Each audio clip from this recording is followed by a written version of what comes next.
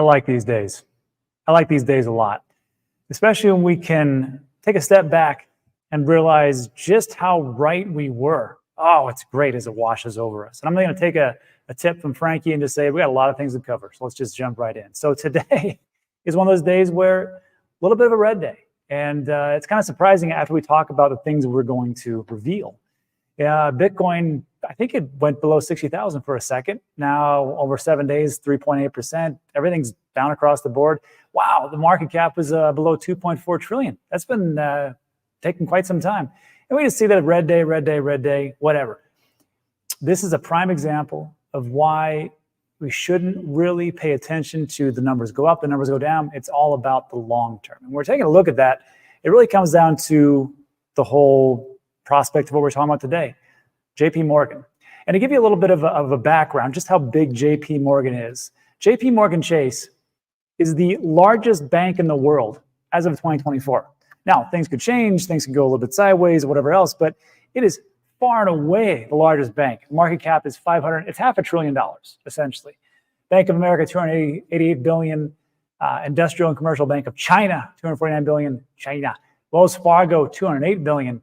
And then a couple other banks that trail off. So pretty big bank. And this just came out about, I don't know, 30 minutes ago, an hour ago. Looks like America's largest bank, world's largest bank, JP Morgan Chase, discloses the spot Bitcoin ETF holdings, a new SEC filing. This was predicted by Michael Saylor. He said there was like 3 reasons of what would actually cause Bitcoin to really go parabolic. And one of those was having the revelation as far as the IRS filings of just who is actually holding Bitcoin, not why they're doing it, but just actually the ones that are actually holding. And we can see right now that is what is happening. Now, I don't know exactly how much they are holding, if they're holding $1 or $10 billion. I'm not for sure because it's a little bit unclear about what this article talked about. But all I know is that JP Morgan Chase, and this is probably not a little bit, that they actually are holding Bitcoin. And it's a funny thing because as we look at the timeline of the history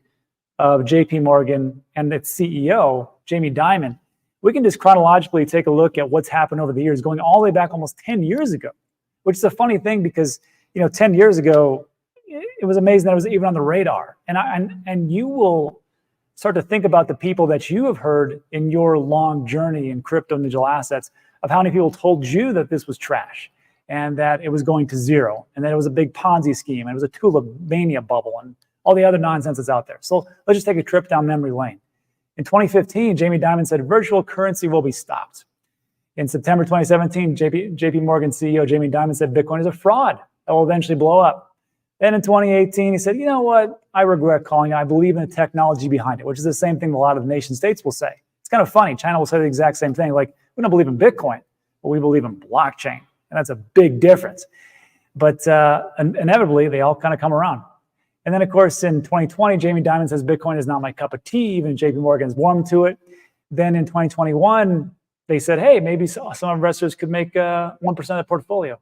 And then, of course, they were actually actively managing Bitcoin funds or moving into it as time went on. So again, it's just one of those stories where we were right. And it's good to just kind of sit back and just kind of take that all in, because it's a slog. It's a slog to invest into things when you believe in it, we believe in it, but then we've got the traditional finance, as some people might call them the smart money. I don't call them smart money, I call them the big money. As they can come and say to us, you guys are morons, you guys are idiots, and you're going to lose everything. But here they are in the background. So watch what they do, not what they say. And I love this post by Crypto T, where this pretty much sums it up. Of JP Morgan CEO Jamie Dimon sitting there going, I wonder what we got it as the price. Anyhow, let me know what you think about that in the comment section. I love these days, and it doesn't stop there. Wells Fargo. Now, this is actually an older story. I think this broke this morning. Looks like Wells Fargo, America's 3rd largest bank, I think it's the 4th largest bank in the world, also owns spot Bitcoin ETFs. And it's not just them. So here's what we have. According to the filing, Wells Fargo holds a position in Grayscale's spot Bitcoin ETF, ProShares Bitcoin Strategy Futures ETF, and shares in Bitcoin Depot, marking a notable entry, of course. And that wasn't just them. Wells Fargo, on top of that, earlier this week, investment firm giant, I'm going to butcher this name, Susquehanna, nailed it. International Group revealed in an SEC find that it holds $1.8 billion in spot Bitcoin and other Bitcoin ETFs, joining a wave of massive financial institutions disclosing their exposure to Bitcoin. Again, it just kind of keeps steamrolling. And as we move into the later part, we're already in Q2 2024, but Q3, Q4, getting into 2025, I can see these catalysts and these narratives actually filling out to where we could actually see a nice little bull run moving into potentially next year. But I like to see that. That is fantastic. Also, good news for BlockFi people who got screwed over. BlockFi partners with Coinbase for fund distribution. Shuts down the web platform. Here's what we have. So if you're part of BlockFi, I never got into BlockFi. I never got into FTX, but I did get into Voyager and Celsius and got screwed over there. So I know what you're going through. This was a post that said that the collaboration with Coinbase, this is BlockFi and Coinbase, will enable eligible BlockFi interest accounts, retail loans, and private clients to withdraw their funds. I think it's actually already happened because here it says the lender informed clients on Thursday, May 9th, today is Friday, May 10th, that as the deadline to withdraw digital assets from the current estate distribution has passed, they will receive instructions on setting up a Coinbase account to facilitate withdrawals. So apparently this has already come through and already happened. So again, this is a tweet. What it's essentially saying is if you miss that opportunity to withdraw funds, you will receive further information via email. And I cannot stress this enough. You are going to get scam emails. If you're on BlockFi, even if you're not on BlockFi, I guarantee some scammers have your information. So make sure that you don't trust the emails that you receive, that you verify. Try to reach out even to me and on X, and just to see where things, the fraud that is going to come out is going to be massive. So just to be aware that the emails you're going to get, I'd say probably half of them are going to be BS, and the one that you really need is going to be tough to find. So good luck to you. I'll try to update as much as we possibly can. We'll go from there. And also, more good news, price predictions. I don't like price predictions, as you guys know. I think they're worthless, but it allows us to dream a little bit. But there was something that Jack Dorsey said, former CEO of Twitter, now head of Block. He says Bitcoin will be worth at least $1 million by 2030. I don't care if it is or not. I will have plenty of Bitcoin by that time. I already have, I have a reasonable amount right now. I don't care if it's $1 million. I don't care if it's 10 million. I don't care if it's 500,000. It's going to be the best performing asset I'm pretty sure I will have in my entire portfolio. That includes real estate.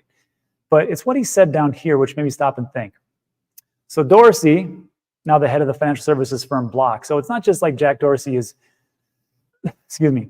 was just here for Twitter and, just did little bits here. And then of course, Elon Musk bought him out. But he knows a little bit about financial services. Block is massive.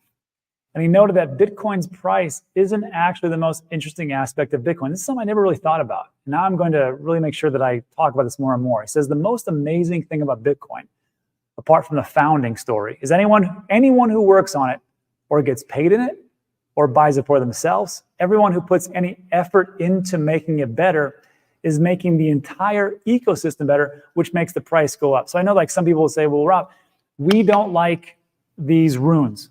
We don't like these NFTs that are being built on top of Bitcoin. We don't like layer twos like Stacks and Core, but you don't understand. And now it totally makes sense. As people start to build and use Bitcoin more and more, you shouldn't, some of the Bitcoin maxes, I guess I understand why they hated it, the ordinals and whatnot, but we really should embrace and go, oh, you're trying to make it better? In some way, shape, or form. I know it rises the cost up for transactions because of ordinals and runes and things like that. But on another note, Michael Saylor is using that same thing for digital IDs. So I think we'll all flourish in that sector. And I'm going to try to bring a little bit more light to that. And I think that the next big wave of the next narrative that we could see on top of real world assets and Web3 gaming and DeFi and the DePIN, I think is going to be layer twos and building on Bitcoin. So let me know what you think about that in the comment section. I never thought of it that way. It's a good one. Got to give it up to Jack on that one. And then also, let's talk about just a couple of altcoins. First, Render pumped 11% after Apple mentioned Octane. I must have missed this whole story. This was it says 13 hours ago, but it was really a couple of days ago. So Render token jumped 11%. Actually, it was I think it was May 8th. Render token jumped 11% after Apple briefly mentioned Octane, a 3D design software powered by the Render network, in its Keystone presentation showing off its M4 chip on its latest iPad. And I guess there was a commercial or some kind of snippet of information that was put out as far as video-wise, and it says you can literally see the Render logo in the video. So that is essentially a partnership between Apple and Render. And this was this is a May 7th post. Everything started to hear about this on May 8th. And look at the price. I wanted to include this just to remind people that as good as things are, and the narrative as good as they are, people will still take profits.